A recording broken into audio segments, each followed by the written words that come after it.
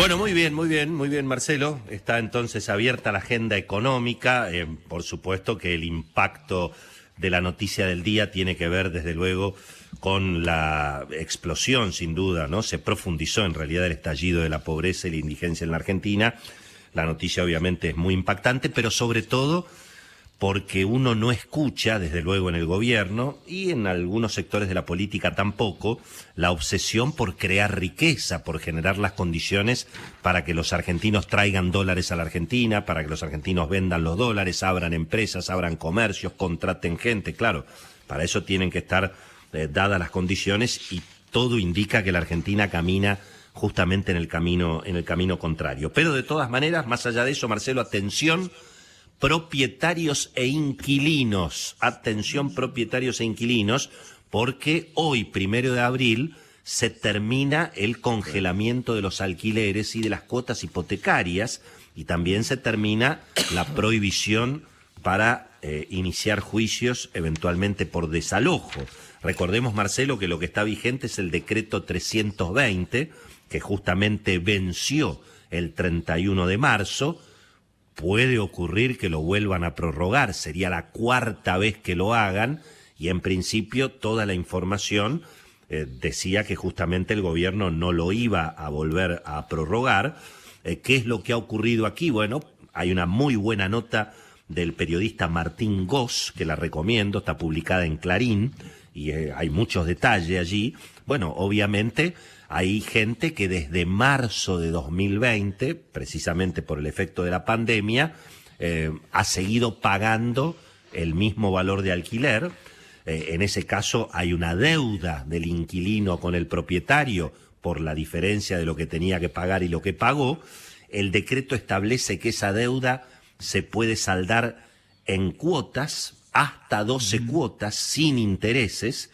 También puede ser un caso que un inquilino directamente no haya pagado nada, en cuyo caso allí la deuda sí puede contemplar algún grado de interés, pero bueno, obviamente aquí se tendrán que sentar inquilinos, propietarios, mediación, por supuesto, de los corredores inmobiliarios, pero atención, que es un capítulo muy sensible, obviamente, para todo el sector, tanto para los inquilinos, insisto, como también para los propietarios. Se supone, insisto, Marcelo, que el gobierno no va a volver a prorrogar esto que venció entonces en el día de ayer. Desde luego, Marcelo, que el tema de la pobreza, bueno, tiene que ver con esto que vimos claramente en el diálogo con el ministro Daniel Arroyo, ¿no? Es decir, el gobierno y en general la política ha estado, digamos, obsesionada con contener eventualmente el problema de la pobreza,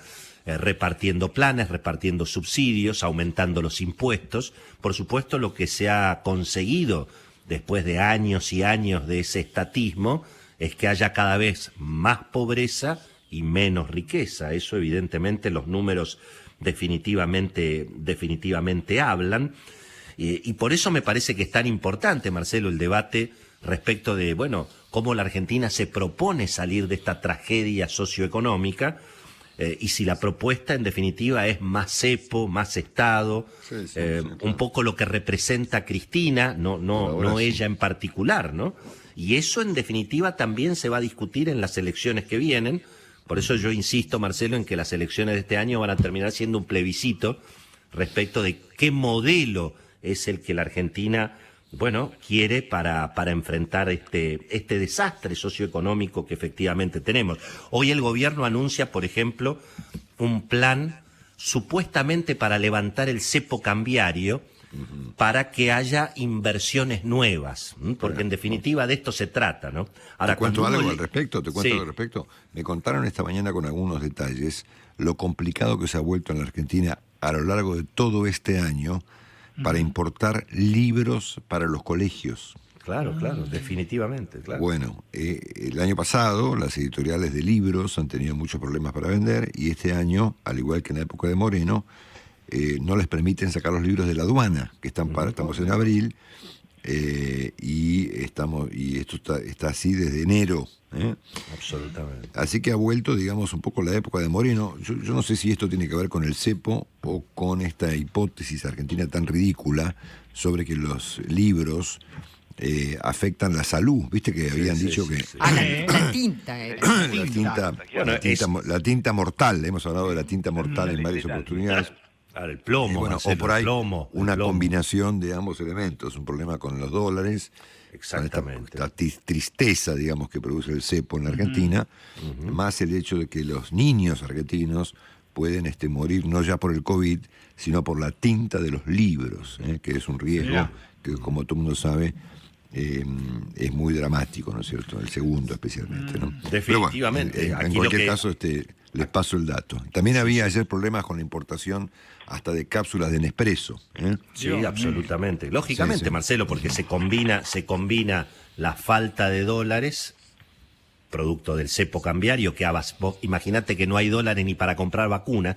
Claro, Y eso, por supuesto, es consecuencia del cepo cambiario, que ya lo hemos dicho 40 veces. Vacía las reservas del Banco Central a favor de los ricos, y los que ponen los dólares son los que trabajan en el campo, esos son los que ponen los dólares, y los ricos se los llevan viajando, cambiando aviones, cambiando cruceros. Dale. Bueno, ese ha sido el modelo del cepo cambiario. Entonces ahora el gobierno se encuentra con una situación donde, por supuesto, nadie entra un dólar a la Argentina, la pobreza cada vez es más impresionante, y entonces la decisión fue, bueno, armemos un esquema para fomentar las exportaciones. Entonces, claro, vos fíjate, digamos, cómo se complica toda la situación.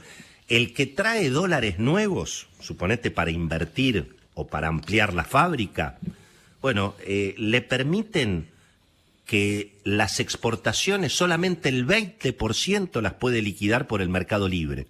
O sea, el 80% de la producción de esa inversión la tiene que mantener con el cepo cambiario. Solamente puede repatriar capitales por el 25% al año, y además el decreto establece este sistema por 15 años, es decir, que acá se piensa, acá se piensa seguir con el cepo cambiario durante toda la vida, claro.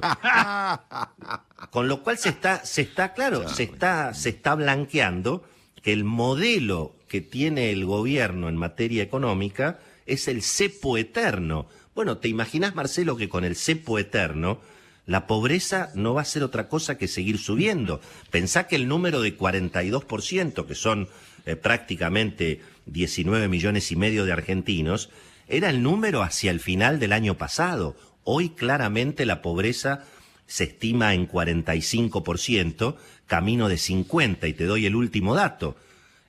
La inflación de marzo, según ya prácticamente todas las consultoras, bueno, empieza con 4, Marcelo, entre 4,2 y 4,5. Allí es donde tenemos un factor enorme en términos de pobreza. El propio Agustín Salvia, del Observatorio Social de la UCA, dijo dos cosas que me parecen muy importantes. Primero, dijo que lo que se está viendo es más un problema de bolsillo que de pandemia, es decir, es la inflación, lo que el ministro Arroyo llama la suba de los precios de los alimentos, claro, porque el gobierno quiere poner la responsabilidad en las empresas. Yo se lo traduje, se llama inflación. Digamos.